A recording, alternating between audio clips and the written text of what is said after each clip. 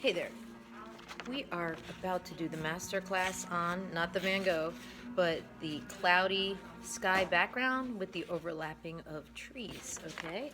So this is an acrylic master class, and feel free to join in with the video. What I like doing is using my favorite colors from my backgrounds, and they go with my theme. So I got some purple, and pink. I'm gonna use some light blue because my favorite color is periwinkle. So you can change anything in this masterclass lesson to your favorite colors, which I hope you will. Use colors you like. Now I'm still sticking with a kind of a dark blue and purple. Will get a little bit darker in the background, and then I'm gonna make sure I have some white in there, so when I blend, look at some different tones and shades. So I'm just, instead of using a palette, I'm squeezing the acrylic paint directly on my canvas. Alright, then I'm gonna get my water. You guys who have me, you know my favorite is the Chinese landscape brush, because you could spin it and get pointy, or you can fray it and dab on when we dab on the trees, which we do later. Alright, so let's get started on the clouds. You could see, and in art school they'll teach you to go from light to dark. So I'm going to start with a lighter tone. And it's good to have the source next to you. If you have a photography or a photo of your sky you're working from, it's good to have it next to you so you know you have like some kind of plant. Now I'm going to add a little bit of blue. You see how the blue and that pink mix together, because light blue and light purple is periwinkle, to get some of my favorite colors. I'm going back and forth like that with the brush. Is called feathering. Now I'm doing what's called feathering or blending. Now I'm going to start, and I'm going to go right over the edge with my darker colors, because this is gallery wrap canvas. It takes away the need to buy a frame if you actually paint over the edges, then the wall frames it. Now I can see it's darker here and it's darker here, so I'm going to stick with the darker colors in the corners. Now I think that's a little too blue, and I like going thick and putting the paint right on there, because then you get some raised areas in paint like Van Gogh, where it's more dimensional of impressionism look. Okay, so now I'm going to start. I like to show some of the brushstroke in different tones. If you don't like that, blend it more by going like this, back and forth. Now I'm going to start doing curves with my brush to do the cloud shape. Okay, do you see the way I'm moving my brush? Kind of make clouds. Now, I'm not going to worry about the trees. I know they're going to be in here, because if you look at the source, the trees are going to overlap onto the background afterwards. So we are going to just do a couple curves. And now if you don't want to fray your brush, you can add some water. I'm going to dunk a little bit in water now. And I'm going to go get some lighter. And I know the trees will overlap a lot of this, so you won't see all this. But it's kind of lighter near the horizon line here, just by adding water. Okay? Now I'm going a little lighter here with the water. And I wanted to have some dark and light shades of my clouds. So I'm not going to go all the way over that dark curve. And if you're following along, if you start to blend it a little too much and you don't see dark to light, clean your brush, shake it, or use some tissue, and then you can use the water. You can see I just used the water on my brush, and I could go back and forth and blend it. Now if you keep the shape of the cloud like I did, the curve, then you don't have to blend it too much. I'm just doing the curve shape. See the direction my brush is going in the cloud curve, because if your brush goes around the curve or the contour of the shape, you go right over the edge, then it's going to look more dimensional. So you don't want to go straight up and down when you blend. You want to curve it or contour around the shapes you're going at.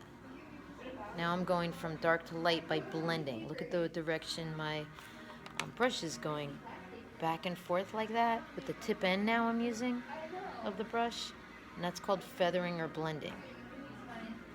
Okay, so back and forth, feathering or blending in the direction I want the sky to look like it's going. Okay, so this is the thick layer. See that drip? I'm going to go around, do my little curve so it looks like a cloud. I'm going to bring this down, that thick layer of color there. I'm going to blend it up a little here. I'm going to start down. I'm going to start down here. Because this galaxy sky has a little bit of abstract where it's not going to necessarily have to go lighter in the horizon line and darker up near the top of the sky, like a traditional sky. Remember, I'm using the tip, soft end of the brush, and I'm going back and forth in the direction I want the clouds to look like they're looking. Now, I would like to not have so much dark color on there, so I'm going to get my brush, put it in water, clean it. Okay, now I'm going to use what's called a dry brush technique. So you want to dry your brush. See that color still coming out? Dry it the whole way. And you want to feel the bristles. You want to make sure they can flow back and forth. And now I'm going to see that line. I don't want it to look so streaky. I'm going to go back and forth. And that's called, with the tip ends, feathering or blending. And if you could do that, make it look natural. Now if you see the stripes, the marks of the brush, dry brush it again. Get some of that color off. And just go back and forth, feathering like a feather, and blending. So that way your paint will come a little more natural. Okay? I'm going to go back and forth, making like a cross-hatching X motion with the brush. And now I'm going around the curve of the paint. I'm not going to worry about over here because this is where I'm going to have the trees overlapping. Okay? But over here I would like it a little more blended. So I'm going to go back and forth, feathering and blending. Now if you guys are joining in from home, I'm going over the edge here.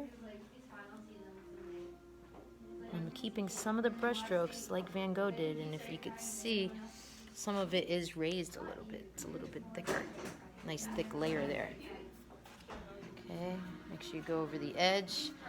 Still working on the master class of the clouds. Yeah. Thanks for asking. Hey, and my students are all working on their bell work. I had a student say, Mrs. Smith, how do I do this? So I am doing this master video lesson, which then I could play in class, or you guys can play, pause it, get caught up, going at your own pace. I just want to lay down a quick layer of color here, so that way I don't have to worry about the trees if I have it a little more see-through in the leaves down there. It might be. Okay, so now I'm back to dry brush. Whoops.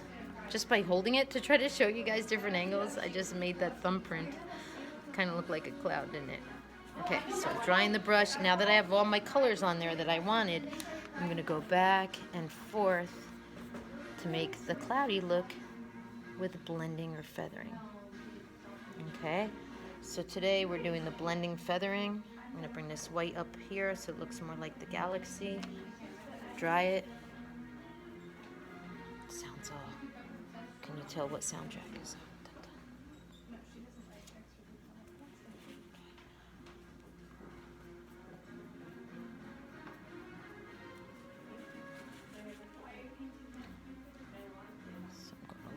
Into the clouds to make it look a little more atmospheric. Okay, now they say before your painting looks great, it always looks worse. And that's kind of happening now. You can see the strokes. Keep drying my brush, and I'm bringing the light into the dark to make it look a little more mystical near the tops of the clouds. And how to get that spot out of there, I'm just going to go back and forth with the tips and do blending. I'm going around the curve the way I want it to look, all feathery. Okay, and then bring it in here. I want a little more light here, so I'm bringing in this white. I'm bringing some of these dark colors in. And it's just back and forth. Need a little bit dark in there, so I didn't wipe off my brush purposely to get some dark in there. And here. Okay, now I'm almost done with the first layer. First layer is the background. Second, I'm going to get some white and flick it on there to do some stars. And third, I'm going to get the trees and just do lines. And then with the frayed brush, I'm going to dab on the leaves. So just blending in the light to dark, cleaning the brush. Okay, making it look a little more natural by blending in light to dark. Hey. You guys working on the same one I am, the cloudy scene?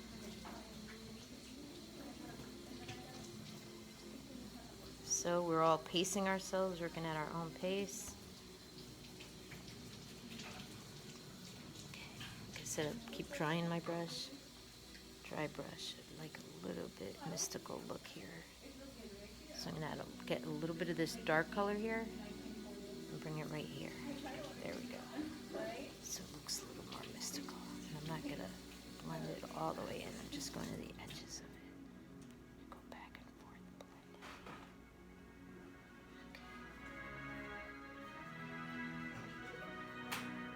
Okay, only where you see scribble marks now, like where it looks like it's too scribbly, a little too impressionistic, am I blending?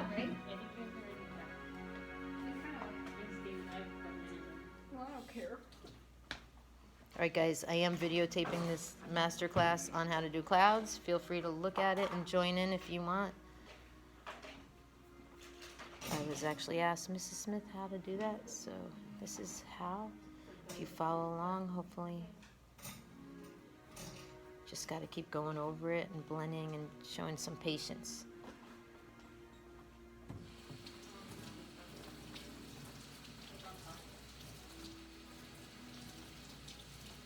All right, I think that looks kind of mystical. Your next thing,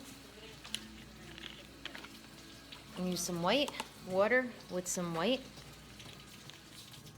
water. And I'm gonna get the end and I'm gonna pull them and splatter.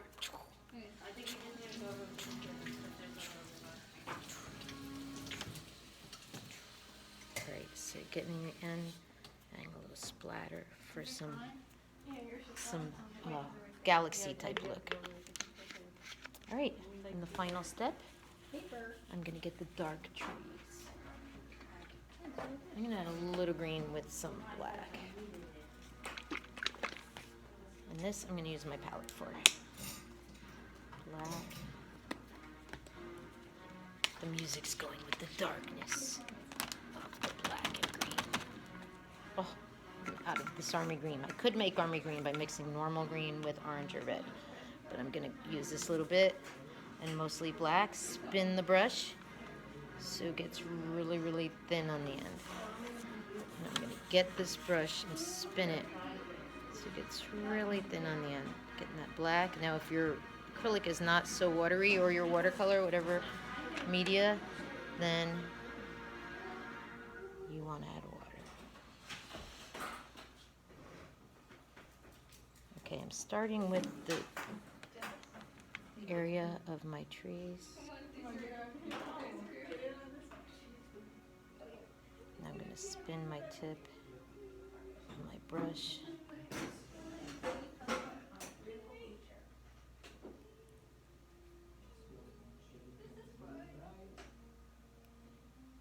Alright, now's the fun part. Final touches, okay? I'm going to get the brush into my black and green, twist it. And now, we are going to work on the land. And if you dab and turn it, you're going to get some different shades of black and green. Okay, and I'm going to make it look all mystical and foresty just by dabbing it on there. Okay, and I'm purposely not blending like I did the sky, because I wanted to leave it more of where it looks like grass. And if you get, that's why I love these Chinese landscape brushes, because the end of them is famous for getting that frayed look. So once you get that frayed split look, or you have a thin little point, you can get your trees then. And I'm going to start at the base with the whiter, and you just simply dab on to do the trees. Okay, so I'm going to do one tree for the video. There you go. Okay, so that's how you do it. So easy, right? So now I'm going to add a little more dabbing on. Now I'm going to start with a skinnier tip, spin the brush, and start at the top of the tree, smaller. I'm going to go across, adding on a little more. You see I'm just dab, dab, dab, dab, dab. Like the dance move, the dab, and what Monet got famous for, dabbing on the poppies. Okay, so I'm using the tip end, and I'm seeing how far I could go. And I'm starting really thin at the top, and I'm slowly going to go out like a Christmas tree and get thicker dabbing on as it goes to the bottom. Okay, so this is, I'm going to finish really, really fast now. Stop the video if you need to. This is the master class on the Galaxy bellwork from my class, or it's master class on a Galaxy. Now, if you work on a background, the middle ground could be considered the stars, and the foreground is what we're working on here. We're dabbing on the trees and right over the edge so the wall will frame the artwork. But you can work on anything. If I'm your art teacher, you know I encourage working on furniture, clothes, fashion. Fashion design is a big thing. You could paint right on a stained outfit and make it new. Okay, so just want you to see closely how I'm dabbing on. And this is going with the end of the song. And don't forget, every good artist signs their work. So you can actually wait for it to dry and sign it with the thin Sharpie. I have a silver Sharpie, which I think would look cool on there. Or you can get a skinny brush and sign it. Well, my class is having so much fun. I'm about to see how much work they're doing over there. And girls, you're on my video lesson. Please don't look this way, or else, yeah, I don't want to have your identity. But I can't wait to see your acrylic painting, how it's coming. All right, over and out. There is the finished product, and that was step by step how to do it. Peace out, my friends. Over and out from the art classroom.